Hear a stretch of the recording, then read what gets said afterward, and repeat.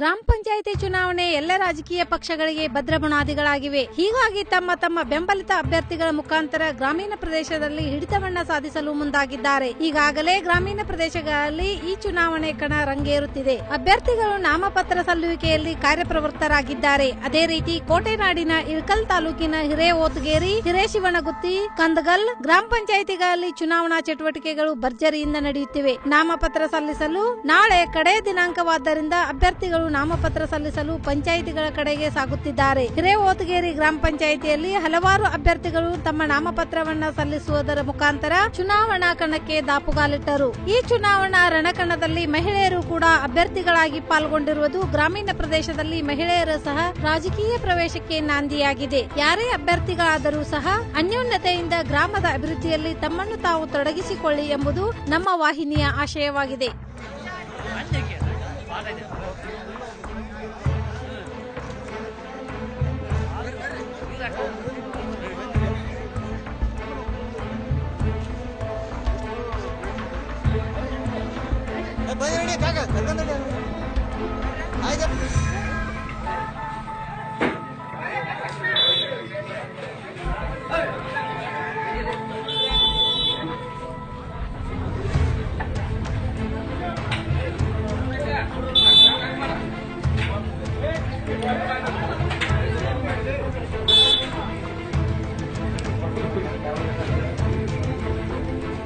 ವೀಕ್ಷಕರೇ, ನಮ್ಮ ಸತ್ಯಂ ವಾಹಿನಿಯ ಪ್ರತಿದಿನದ ಅಪ್ಡೇಟ್ ಮಾಹಿತಿಯನ್ನ ತಿಳಿದುಕೊಳ್ಳಲು ಸತ್ಯಂ ಟಿವಿ ಕನ್ನಡ ಯೂಟ್ಯೂಬ್ಗೆ ಸಬ್ಸ್ಕ್ರೈಬ್ ಆಗಿ ಹಾಗೂ ಬೆಲ್ ಐಕಾನ್ ಅನ್ನು ಕ್ಲಿಕ್ ಮಾಡಿ.